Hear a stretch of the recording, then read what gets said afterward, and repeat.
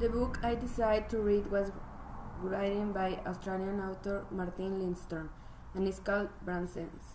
It was first published in 2005 by the Cohen Page publisher.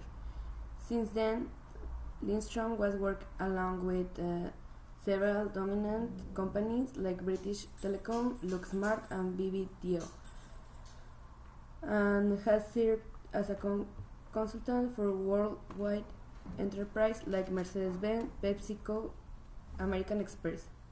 With all the experience and career work, Martin Lindstrom has been specializing in marketing and publicity in an exclusive way for the companies working in the business of different nature. The most recent innovation in branding and publicity in the missing proposition where customers take ownership of the brand by customizing products in their individual needs and size. This innovation proves to be an idea of improvement because as a customers, we can provide yourself with the brand you want and build the product the way you want it. Martin also explains his expectative that branding will holistic selling propositions. This concept that refers as a brand of certain the traditions and also accepts characteristic of religious sensory experience to leverage the concept of branding as a holistic way of spreading news, giving an identify to the brand that will show in every message, shape, symbol, ritual, and tradition, just as religion does today. Lindstrom points out in the book the powerful of the sense, smell, taste, sight, touch, and sound for the branding of a company, and how come this affect its sale and sales. Also, he established how the companies can choose something to relate to the customers with a specific characteristic, which can hit the customer in a conscious or unconscious level. The author states that for a company to become attached to a customer, it has to have an impact in a way that every time the customers sees that signal, the customer will think about the brand or will feel the need of having it, depending on the product or service. The impact that a company needs to generate within the market has to happen in a such a way that the customer will never forget the experience. This means the brand should manage emotion, feelings, colors, textures, and different forms and shapes to obtain a better result. The most common example that's come to mind in the Coca-Cola company, anyone around the world can recognize the shape of a bottle, the logo of the company, the taste or look of the product, and last but not least, the color. This characteristic is what Lindstrom references as details that the customer always reminds of a product, even if he can see the logo, of just by seeing the shape of it.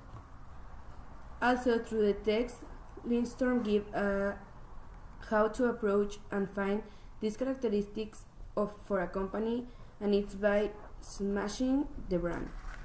This reference to breaking up the brand to all its components in order to find strengths, weaknesses, and opportunities to develop, as well as define the characteristics of it and how to look for the main details that can relate to the brand and exploring options to establish the recognized areas for the brand. Examples of the brainstorm of possible ideas for recognitions are the smell of a new car, the smell of the engine in the car's series coding, the sound for a given cell phone brand, the color of the logo, the main logo, or the emotions showed at the publicity. One powerful example for the car industry is the model naming of the cars.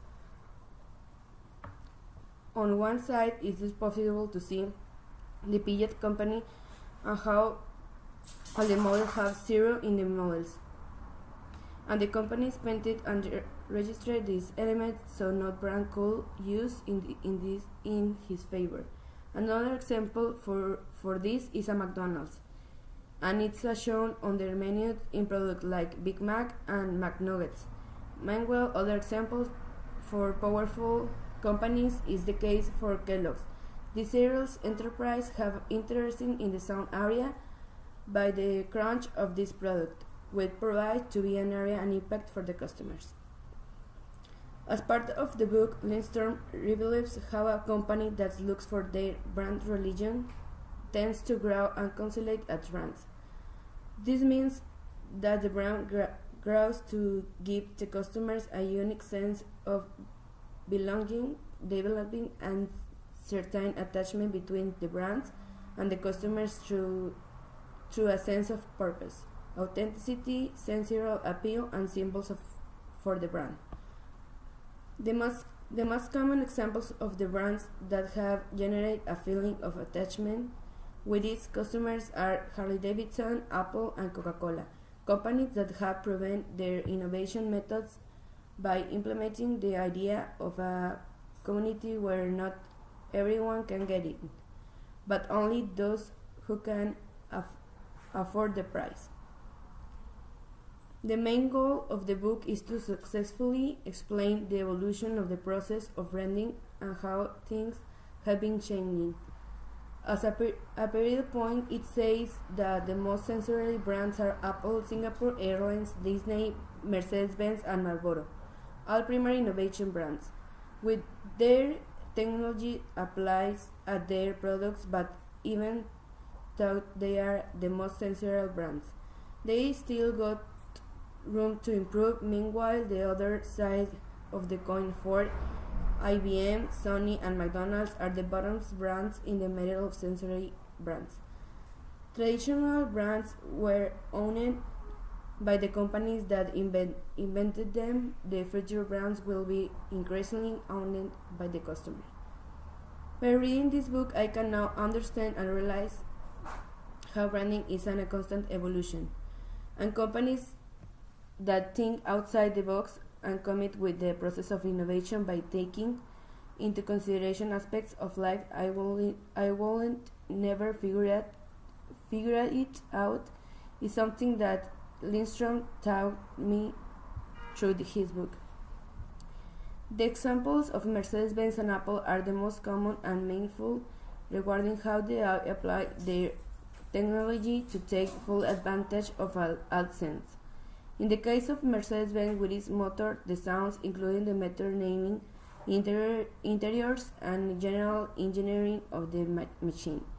At the Apple company, they successfully apply sensory branding in their products with the logo, colors, the prefix iPhone, iPod, iMac, iPad, iWatch, the I in the prefix I in the products. This book has made me realize how companies look at the most unlike details that we take for granted and the unconscious its effects at buyers. As we learned through the semester, innovation is the process of using technology to solve problems and getting profit. And the several sensory companies that succeed have proven that right by the way they work to solve the problems.